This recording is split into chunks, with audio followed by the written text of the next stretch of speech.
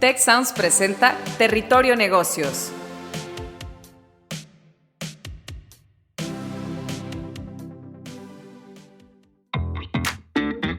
Bienvenidos de vuelta a Territorio Negocios. En esta ocasión con el tema Empresa familiar, un futuro para México.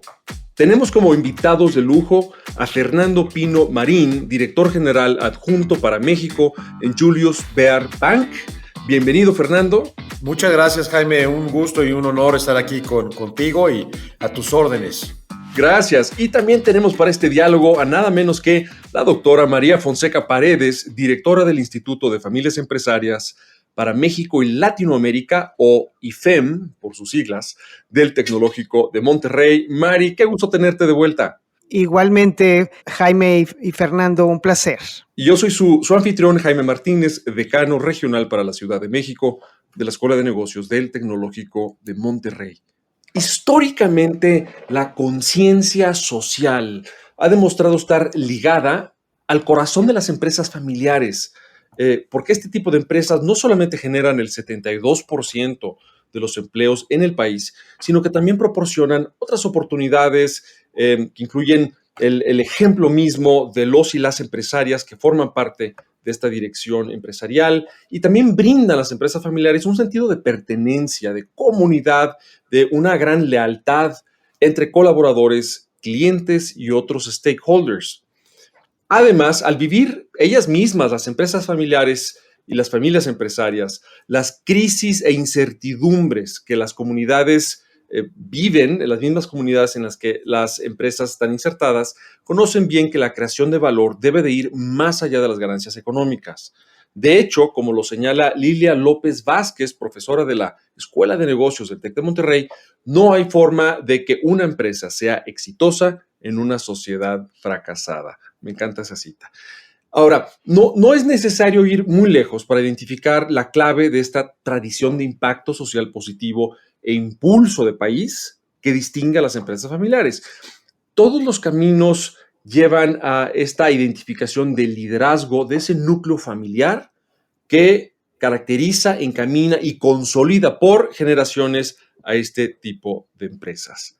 Pues bueno, después de este preámbulo haciendo énfasis en esta vocación y este rol social muy particular de las familias empresarias, quisiera comenzar con la primera pregunta para nuestros dos invitados.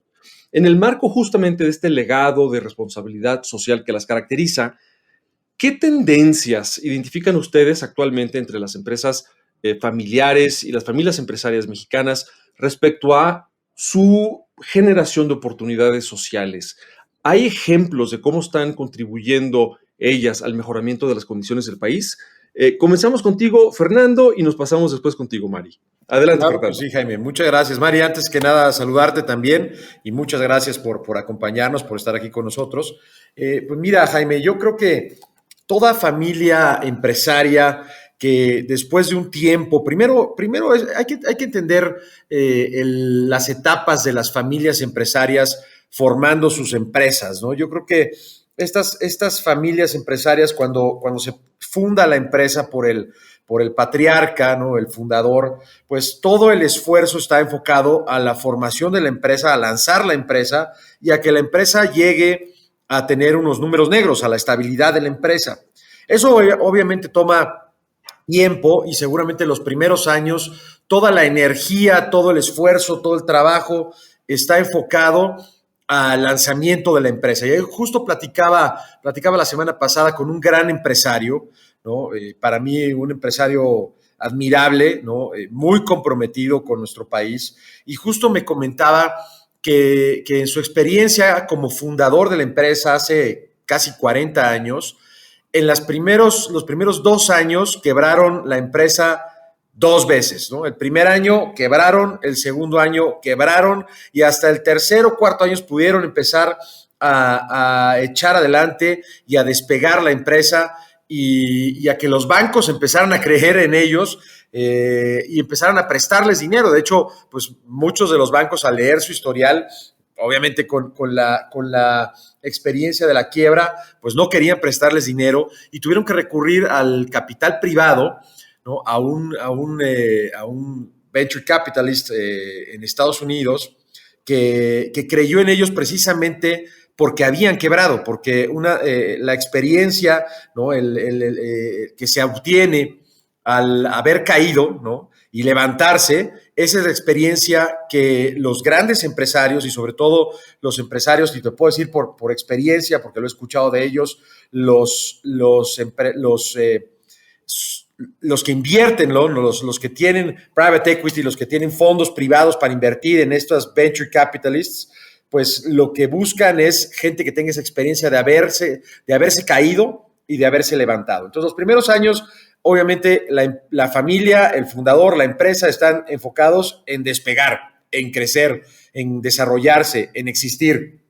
Pero una vez que las empresas alcanzan y las familias empresarias alcanzan esta estabilidad, una parte súper importante, y este es el caso de este empresario con el que platicaba la semana pasada, después de 40 años en donde la empresa ha duplicado cada 10 años su tamaño, hoy el enfoque, lo que está buscando precisamente, y ya lo está haciendo, pero de una forma desorganizada, es precisamente el fundar una fundación familiar y una fundación de la empresa para tener injerencia y poder apoyar, ¿no? Y poder pues tener ese beneficio y apoyar a los más necesitados, ¿no? Ellos se están enfocando en educación, quieren involucrarse y entrar muy, muy fuerte en temas de educación en su estado, en donde ellos participan, es en uno de los estados del occidente del país, y una de las hijas es la que está encargada de este tema. Sin embargo, pues lo están haciendo muy a la manera como todos los mexicanos y todos los emprendedores lo hacen, ¿no? Que es sin una experiencia, sin un sentido, ¿no? De orden, sin mucho conocimiento, y precisamente por eso es que se acercaron a nosotros, ¿no? Al banco, a Julius Baer, y nos preguntaban en parte, pues, cómo pudiéramos nosotros ayudarles. Entonces yo creo que hoy en México muchas de estas familias empresarias que tienen ya cierto tiempo, ¿no? De tener éxito, inclusive para mantener la unidad de la familia, es importantísimo que las familias y las empresas busquen cómo involucrarse cada vez más en este tema de responsabilidad social, ¿no? Y de crear una fundación, ya sea de la familia o de la empresa. Y si quieren, hasta ahí lo dejo ahora y después podemos seguir platicando. Claro, gracias, Fernando. A ver, haces hincapié y te hace sentido esta vocación pues muy natural, muy común que tienen las familias empresarias por eventualmente involucrarse en la comunidad y la fundación como un vehículo, ¿no? Ahora, Mari, desde tu visión como directora de nuestro Instituto de Familias Empresarias, pues tienes una perspectiva privilegiada de muchos casos. Sin duda, crear tu propia fundación es algo atractivo, viable y valioso. ¿Qué otras tendencias ves tú en esa manera de tomar liderazgo social en las familias empresarias?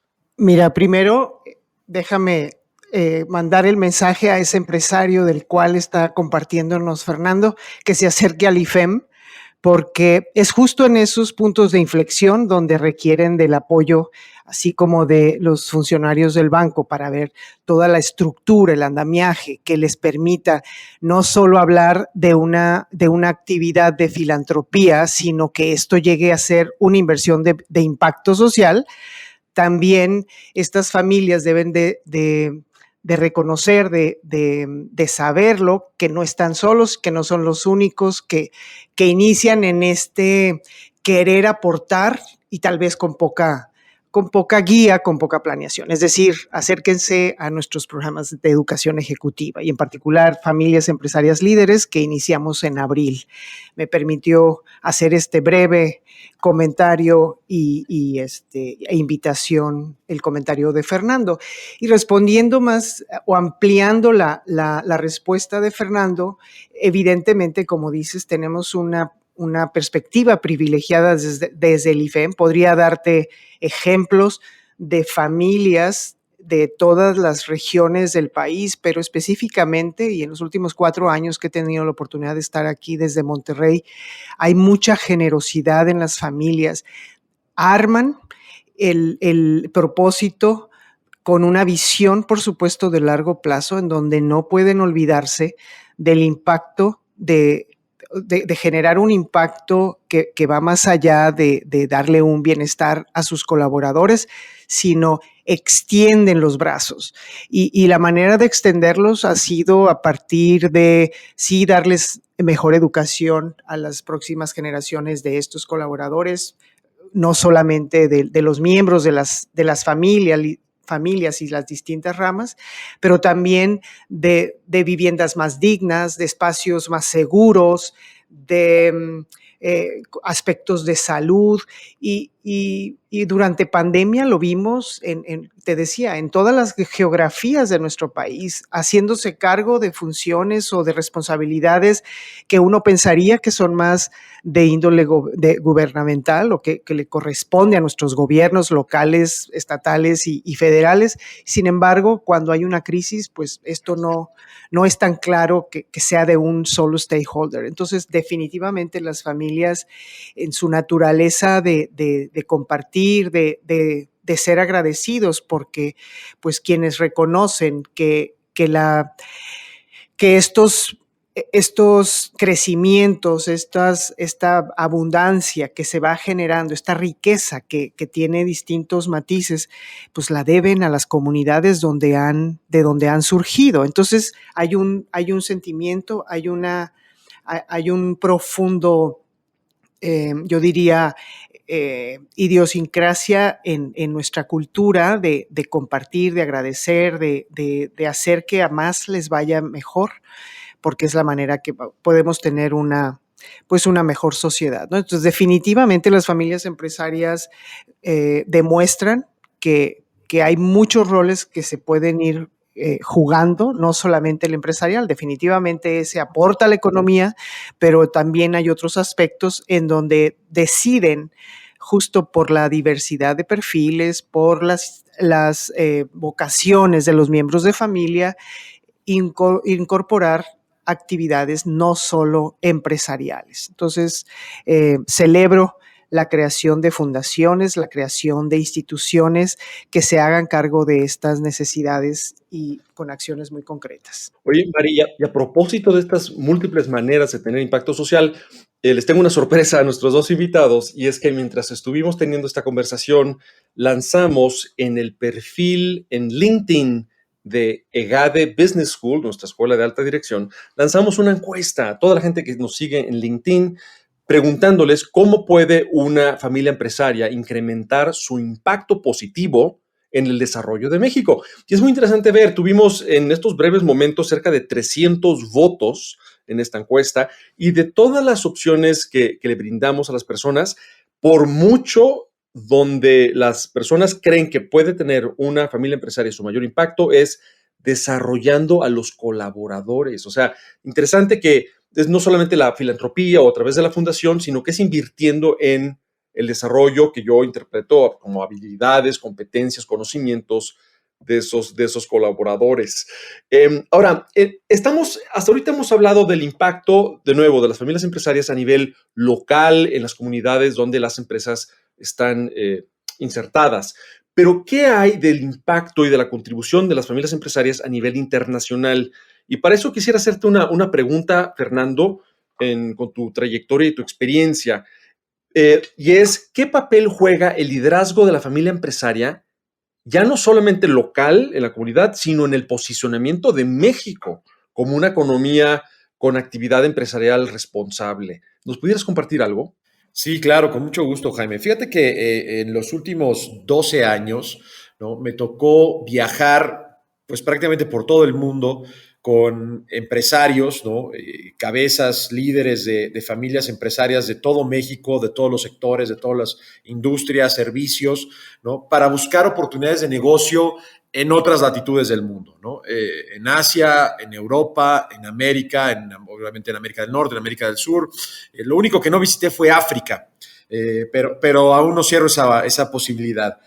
Y algo de lo que siempre nos encontrábamos, y yo quisiera hacer hincapié en esto y después dar algunas otras ideas, es que los empresarios de fuera de México, de otros países, ven a México como un mundo de oportunidades, ¿no? Nuestra posición geográfica, nuestra cercanía al mercado más importante del mundo, nuestros tratados de libre comercio, ¿no? Como ningún otro país del mundo los tiene, ¿no? La colaboración y la experiencia que tenemos ya en el Tratado de Libre Comercio de América del Norte, la calidad de nuestra mano de obra, la infraestructura, que por supuesto que se puede y se debe mejorar mucho, pero que la hay, ¿no? Tenemos carreteras que comunican el país por todos lados, tenemos tren, ¿no? Tenemos puertos, hay aeropuertos que se pueden mejorar sin duda, pero los tenemos, existen. Y algo que los empresarios siempre comentaban, los empresarios extranjeros, decían, es que nosotros vemos a México como un mar de oportunidades y vamos a seguir invirtiendo en México. Sin embargo, cuando vienen ustedes, siempre nos comentan que México está muy mal, ¿no? Que México está fatal, que México nunca había estado peor. Y yo lo que escuchaba de los empresarios era, pues decir, mire, sí, tienen toda la razón, ¿no? Es cierto, los mexicanos hablamos muy mal de nuestro país y algo que tenemos que cambiar y que tenemos que estar conscientes es que tenemos que empezar a hablar bien de nuestro país. No solo fijarnos en lo que está mal hay que involucrarnos, hay que cambiarlo, hay que transformarlo, ¿no? Todos tenemos esa responsabilidad, pero tenemos que vender lo que está bien y tenemos muchas oportunidades. Entonces, algo que yo vi en estas familias, ¿no? En estas familias empresarias es el empezar a hablar bien de México, ¿no? Inclusive hay un empresario muy grande del estado de Veracruz que es un líder impresionante, ¿no? Y él nunca hablaba mal de México cuando estábamos fuera, nunca. Siempre decía, somos unos fregones en esto, el otro, tal. Un montón de ejemplos, ¿no? Que por el tiempo no los voy a decir, pero y cuando regresa a México y tenemos reuniones internas con los colegas empresarios, ¿no? Y las familias empresarias, siempre recalca y señala en lo que tenemos que mejorar. Entonces hay que vender fuera, hay que vender al país, hay que hablar bien de lo que tenemos, hay que ver las posibilidades, las oportunidades que hay, y dentro de México hay que ver dónde están las áreas de oportunidad, dónde podemos mejorar, en dónde tenemos problemas y ponernos a trabajar todos, ¿no? Y parte muy importante de esto es pues tener una participación ciudadana fuerte, ¿no? Tener una responsabilidad social, ¿no? Y colaborar con nuestro gobierno, con todos los tres poderes, ¿no? El poder municipal, el estatal y el federal, y tratar de cambiar nuestra realidad. Yo creo que las familias empresarias hoy día, que tienen una visión mucho más amplia, ¿no? Y que las comunicaciones nos permiten, no solo los medios de comunicación digitales, sino que los empresarios, las nuevas generaciones tienen formación como la formación que da el EGADE y de universidades extranjeras, podemos traer a México las mejores prácticas y estamos obligados a traer y a implementar en México las mejores prácticas. Fernando, o sea, me encanta cómo invitas a todos, no solamente a quienes pertenecen a las familias empresarias, a ser mejores embajadores y portavoces de México y de lo bueno de México hacia el exterior. Ahora, estoy seguro que la audiencia coincide conmigo en que mucha de esta aportación social y acciones que toman las familias empresarias sería muy bueno que se difundieran más. A menudo sorprende que uno se entere, a veces de forma indirecta, de estas contribuciones. Entonces, quisiera ahora enfocar mi siguiente pregunta a la comunicación. Y para eso, ¿quién mejor que nuestra doctora Fonseca del IFEM? Mari, coincidirás conmigo en que muchos expertos han identificado que la comunicación tiene una importancia muy central en que se consolide y se reconozca ese papel social de las familias empresarias. ¿Cómo pueden estas familias crear una estrategia de comunicación que de forma efectiva transmita ese impacto social positivo? Y cómo el crear una estrategia de comunicación ayuda a la consolidación de la organización, Mari. Estupenda pregunta, Jaime, y haciendo eco de lo que Fernando nos ha compartido en este episodio, yo escribí hace un momento este componente del que él hablaba de resiliencia y creo firmemente y lo reitero cada que puedo, que no hay recetas, no hay best practices, lo que hay son buenas prácticas, no es la mejor práctica, ¿no? Hago distinción en ello, pero sí hay una mezcla de factores críticos de trascendencia, le voy a llamar, porque pues cada quien podrá definir el éxito de su trayectoria, pero al final del día estas familias empresarias lo que buscan es esa trascendencia a través de un legado, y ese legado se va construyendo de distintos elementos. Pero esos factores de éxito, de esa trascendencia, yo hablaría de una familia que cultiva, sí, los valores de familia que se viven con congruencia, con amor, pues, con mucha claridad, con mucha simplicidad, pero también con mucha claridad. Y entre ellos está este valor de la resiliencia, que se vive sí o sí, como decía Fernando al principio. O sea, pues uno ve las familias con capitales relevantes, con un rol, con un protagonismo, con un liderazgo en sus regiones, pero a veces dejamos de tomar en cuenta por lo que pasaron probablemente desde que llegaron los inmigrantes y con qué dificultades, con qué necesidades tuvieron que salir adelante. Digo, no solamente los inmigrantes, sino mismos mexicanos moviéndose de un lugar a otro para crear desde cero oportunidades, como bien decía Fernando. Entonces, un elemento cuando hablamos de valores familiares, los valores, el propósito, la intencionalidad de que eso que se está creando trascienda generaciones, viene inmediatamente la resiliencia. Y posterior a la resiliencia, también no hay que perder de vista que somos seres humanos y que estas experiencias nos hacen a veces no saber manejar los niveles de frustración.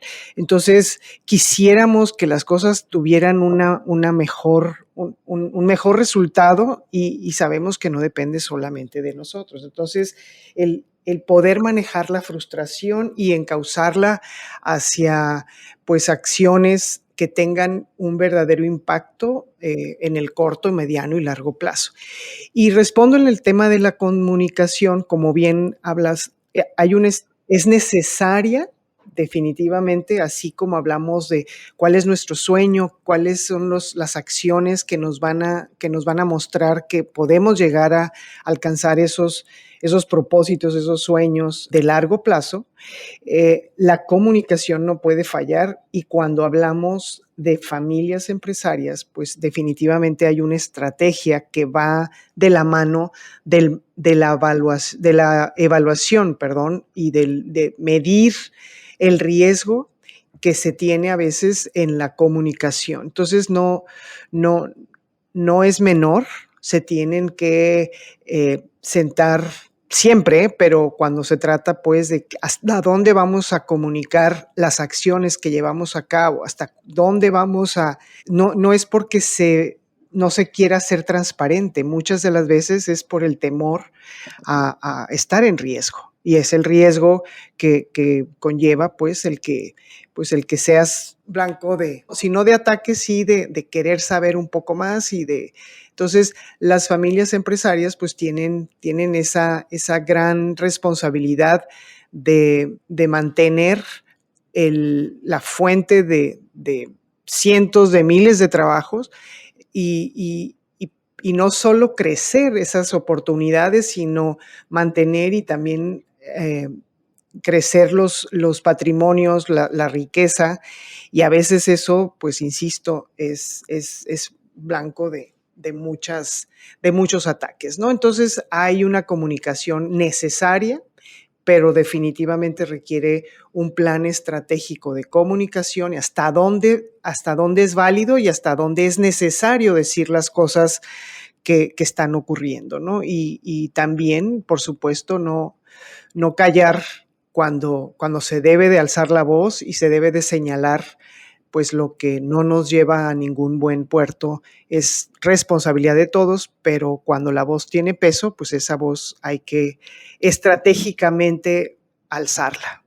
Al hablar, Mari, de pues esa conexión, interlocución con diferentes actores, me lleva a la siguiente pregunta, que quisiera que fuera para ti, Fernando, y después nos volvemos a pasar contigo, Mari, que tiene que ver con algo que en el Tecnológico de Monterrey nos gusta mucho, y es metaliderazgo, es decir, la capacidad de uno como líder de conectar y construir con otros líderes, buscando puntos en común y no los puntos que nos separan. Puntos que nos separan o de disonancia siempre habrá. Hay que encontrar los puntos en común para que entre líderes pues saquemos adelante las organizaciones, incluso al país. Fernando, con tu visión como director general adjunto para México de un banco prominente, pues tienes una verdadera visión de lo que está ocurriendo en todo México, en el entendido de que ningún actor por sí solo puede mejorar las condiciones del país. ¿Cómo pueden las familias empresarias construir puentes con otros actores sociales como el gobierno y la academia para contribuir de forma más potente al desarrollo nacional? Claro que sí, Jaime. Pues mira, yo creo que regresaría a la primera pregunta con lo que abrimos este podcast, ¿no? Y englobaría un poco todo lo que hemos hablado. Yo creo que una parte súper importante es a través de la creación de fundaciones de parte de las familias empresarias y de las empresas, ¿no? Yo creo que el involucrarse mira, las empresas sin duda en algún momento van a desaparecer, ¿no? Sobre todo las empresas familiares, ¿no? No así las familias empresarias, porque las familias empresarias pueden crear nuevas empresas, pero las empresas, muchas, pues su objeto se agota. Y la manera en que las familias empresarias pueden trascender es cambiando la realidad de las personas. Esa es la manera en la que la familia empresaria trasciende. Entonces, yo creo que la comunicación de los valores de forma interna en las familias es importantísima, ¿no? El que sepan de dónde vienen, ¿no? El esfuerzo que se realizó a través de las generaciones, ¿no? Y la educación que se le dé a las nuevas generaciones, el formar las nuevas generaciones para que se sigan siempre involucrando en temas de responsabilidad social, en temas que beneficien, apoyen y desarrollen a las comunidades en donde la empresa está presente, ¿no? Que participen en las cámaras empresariales, ¿no? Que transmitan los valores de la empresa, es importantísimo.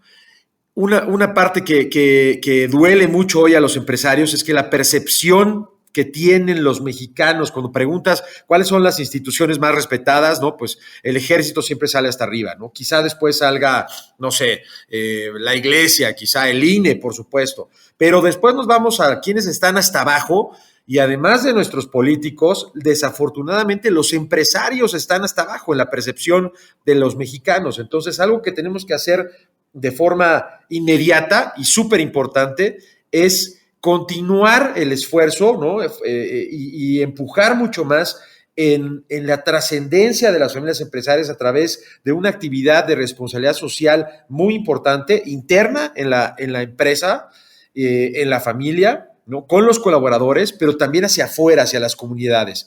Y, por supuesto, saberlo comunicar, saberlo divulgar, saberlo compartir, ¿no? Que se permee de forma muy importante en lo más profundo de la sociedad, sobre todo en la parte más cercana de las comunidades en donde la empresa está impactando, ¿no? Creo que eso es muy importante. Gracias, Fernando. En esta construcción de puentes, Mari, nuevamente desde la perspectiva del IFEM, ¿qué otros ejemplos, qué otras ideas nos puedes dar para ilustrar, pero también para inspirar a la audiencia? Gracias, Fernando, gracias, Jaime. A mí me gustaría dejar un mensaje en esta última pregunta que nos haces, que tiene que ver con cambiarle la cara al liderazgo. Cuando hablamos de liderazgo, regularmente se piensa en una persona. Y creo que si hacemos el ejercicio de pensar en el liderazgo como un proceso de cambio en donde hay posibilidades de muchas caras, no de una figura. O sea, cuando a mí me dicen, ¿qué es liderazgo para ti? Y si pienso en una persona, se me acaba la inspiración. Porque finalmente no tenemos, cuando la gente habla de que el problema es que no tenemos buenos liderazgos. Entonces, ahí implícitamente estamos pensando en alguna persona. Y yo creo que si pensamos mejor en lo colectivo, en lo que nos mueve, en lo que podemos hacer la familia empresaria, es como dicen, el caldo de cultivo para ejercer un liderazgo con una mayor amplitud, con una mayor visión, con empatía y con inclusión. Es decir, sabiéndose familia, y familia extendida, no estoy hablando solamente de los miembros consanguíneos, sino familias extendidas que puede llegar a ser incluso los propios colaboradores o personas que por ese cariño que se va derramando que sale del núcleo familiar, pues se van sintiendo parte de una familia. Entonces, es ver el liderazgo a nivel de proceso, de un proceso más que de un ejercicio de alguien o de una persona que se ve en la cima. Es un proceso de alcanzar un propósito mayor que el beneficio mío personal antes que el común. Suena romántico, pero creo que es algo que tenemos que seguir impulsando desde la educación, formación, pero también de esta divulgación o comunicación de los ejemplos de familias que como familia dan paso a distintos miembros y se ve ese colectivismo o esa comunidad al servicio de otras comunidades. Entonces, esa sería mi visión de metaliderazgo a la que nos invitas a compartir, Jaime. Una magnífica descripción la que haces, Mari, que estoy seguro que quienes tenemos empresas o pertenecemos a una familia empresaria, pues nos mueve al liderazgo y a formar finalmente organizaciones de líderes que forman a otros líderes. Pues esto fue un episodio más de Territorio Negocios con el tema Empresa Familiar, un futuro para México. Tuvimos como invitados a Fernando Pino Marín, director general adjunto para México en Julius Baer Bank. Muchas gracias, Fernando, por acompañarnos. Y la doctora María Fonseca Paredes, directora del Instituto de Familias Empresarias para México y Latinoamérica, o IFEM, del Tecnológico de Monterrey. Yo soy su anfitrión Jaime Martínez, decano regional para la Ciudad de México de la Escuela de Negocios del Tecnológico de Monterrey. Oigan, no dejen de comentar, discutir, sugerirnos temas, plantearnos ideas para más episodios utilizando en las redes sociales su preferencia el hashtag Territorio Negocios. Nos seguimos escuchando. Si quieres conocer más sobre los sucesos de la actualidad política, te invitamos a escuchar Con su permiso. Estamos ante la batalla de política económica más importante de este sexenio. El podcast en el que nuestros expertos hablan sobre los temas más actuales de la agenda pública en México y en el mundo. Escúchalo en Spotify, Apple Podcast y Google Podcasts.